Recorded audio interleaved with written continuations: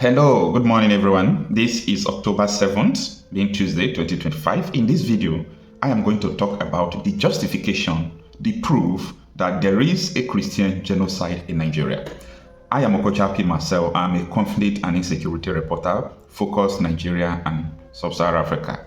Now, I made a video yesterday being the 6th of October, Monday, and I was talking about that there is a Christian genocide in Nigeria. And I still make a shocking truth that the insurgency and terrorism in Nigeria has affected tribes and religions in Nigeria. In other words, almost the whole tribes, the religions in Nigeria have been affected by terrorism one way or the other. Let me give you an example. There was an imam who told them that Nigeria government shouldn't make peace with terrorists. They're supposed to serve them justice. So they attacked his mosque and killed 30 persons for saying the truth. Okay, so one way or the other, so many people have been affected. Now, in this video, I'm going to talk strictly on the proof why there is a Christian genocide in Nigeria. Why nobody should doubt that there is a Christian genocide. Anybody who is doubting it is defending evil, and the person is just trying to be biased. Stay with me. Now, let me give you the background of Boko Haram, because you cannot talk about the Christian genocide in Nigeria without talking about Boko Haram. What is Boko Haram? Boko Haram is a terrorist organization. Like the name sound, Boko Haram is Western education is prohibited. So what is the purpose of Boko Haram? Boko Haram mission and purpose is that they want to replace the secularism in Nigeria with Sharia. That is their mission statement. It is in their handbook. At the time they were posting online, they used to post it. In fact, last year, if I'm not mistaken, I hear Abubakar Shekau, who is the leader. I saw the video. I don't know when he made the video, but I saw the video. He was saying that their mission is the mandate of Allah to replace the secularism in Nigeria with Sharia. So they have a message. And so many people in Nigeria see them as freedom fighters who are fighting for God, who are fighting to bring Sharia in Nigeria. Now, how did this Boko Haram started? There was this introduction of Boko Haram. Let me use the term introduction. In the year 1999, 2000, 2001, when Nigeria returned to democratic regime. And the Boko Haram issue was stopped when then President Olusegun Obasanjo allowed Sharia, mark my statement, he allowed Sharia to be embedded in Nigerian constitution. So Sharia law was taken and put into Nigerian constitution. So Nigerian constitution has Sharia law. I mean Nigerian constitution. Now, in that Nigerian constitution, it gives room to the establishment of Sharia courts, Sharia court of appeal. It gave to the establishment of Sharia police called Hizbah. So it gave establishment to so many states in the north to practice, give them room to practice Sharia. So any state practicing Sharia, you as a Christian living in that state, you as a Jewish living in that state, you as a non-believer of any religion living in that state, you must abide by that. It gives room to blaspheming law that led to the death of a girl called Deborah and so many other people that there are some things you just make a statement, they will stone you to death, and it is justified in Nigerian constitution. I am giving you the background about the Christian genocide in Nigeria. Not only Christians, anybody who is not radical about Sharia. This, you could tell me it's sensitive, but I am saying what I know. I am not saying what I hear. This is just the truth. Stay with me. Now, after the introduction of this Sharia to the constitution, everything seems to calm down. Till when Omar Musa Yar'Adua, one of the best presidents Nigeria have ever produced. He is a Fulani man, but he is one of the best presidents Nigeria have ever produced. So this issue of Boko Haram started during his time again, like the resurrection of Boko Haram.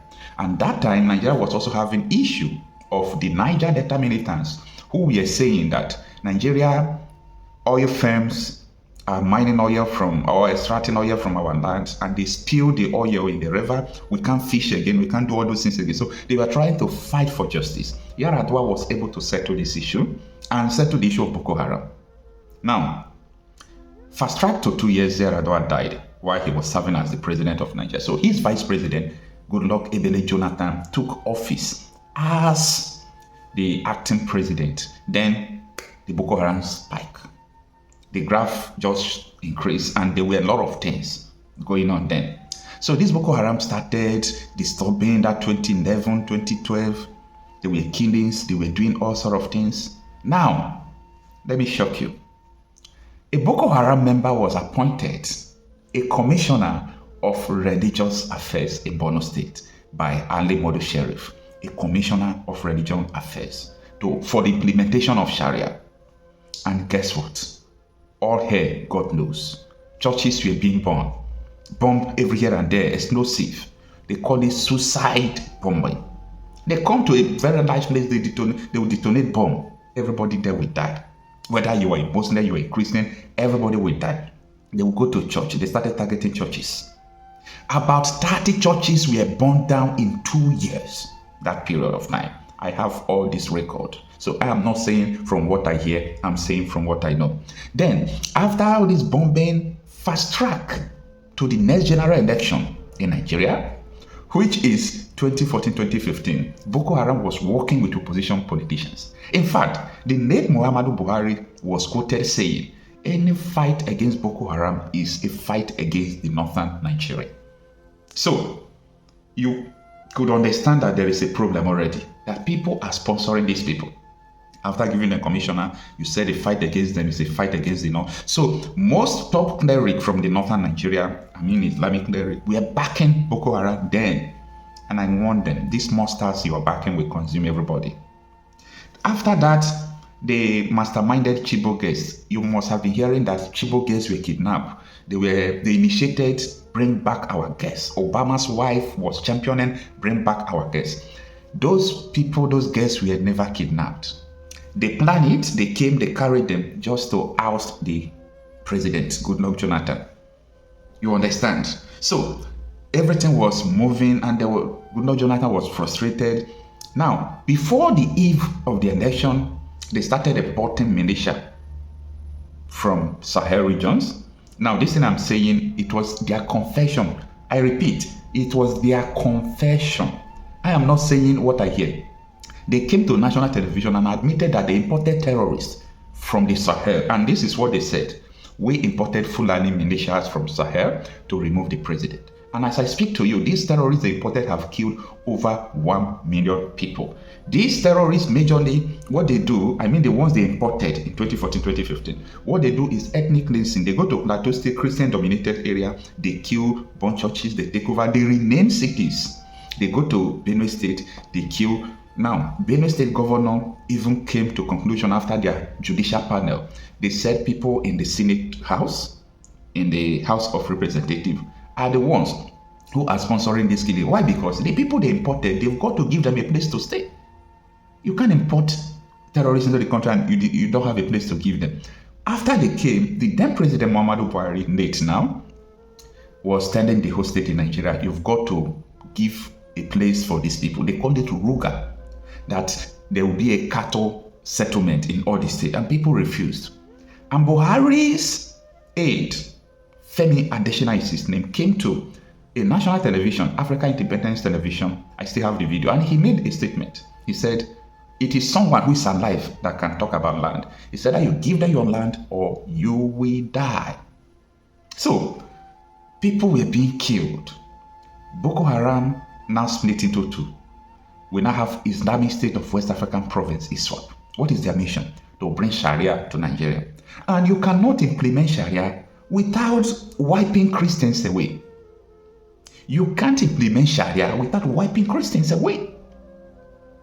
So, the target about all these things is what happened in Istanbul, in Turkey. It's about to happen in Nigeria.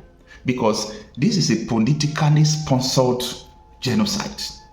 I repeat, you cannot implement Sharia without wiping away Christians. The purpose of Boko Haram is to implement Sharia. And Nigerian politicians have been accused of sponsoring them. Let me give you another revelation. On September 15, 2021, United Arab Emirates released the names of terror sponsors. They did not try them. The head of Defense Intelligence Agency in Nigeria arrested 400 Boko Haram members. The presidency refused to try them. They carried out investigation. They see that Boko Haram is linked to the president to the Aso Rock. Aso Rock is a presidential villa. It's linked to the governors, it's linked to the senators. So they were confused because they can't arrest governors, president, and these people because they appointed them. They can as well resign them. So this is the storyline. And as I speak to you, the insurgency and terrorism is growing. Now, what are the causes? In that 2014-2015, agitation started again. The Oduduwa and the Biafra agitation started. Why? Because these people see that you are importing terrorists. And we are seeing that the mission is to wipe us out or change our fate. We've got to challenge you by declaring that we need our own country.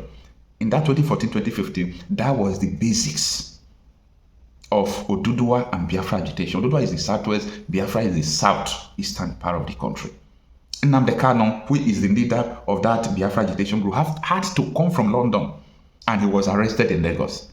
Because everybody was saying you can't import terrorists into the country and you allow us to just fold our hands like this. So the importation of the terrorists after Boko Haram have been bombing churches, doing all those things, was the beginning of the whole agitation. And as I speak to you, Nigeria is divided. We are not one. We are divided in tribal lines, in religious life. Nobody wants to speak the truth. This Chief of Defense Staff, Christopher Musa, we have now, we go to Al Jazeera, they were asking him, who are the people sponsoring Boko Haram? He said, you have to come in and bring the names out and help us to track it. But Saudi Arabia helped you to track it. The names is before your office.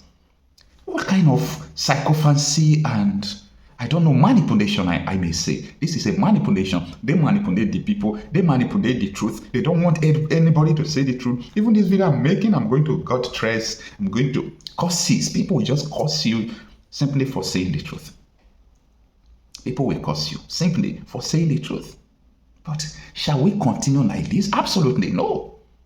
We shouldn't. We should not continue like this. So, what I'm trying to say in a nutshell is that you have seen the background of how everything started. And I'm going to tell you that it's not going to end. Because the people who ought to end it are the ones who are sponsoring it.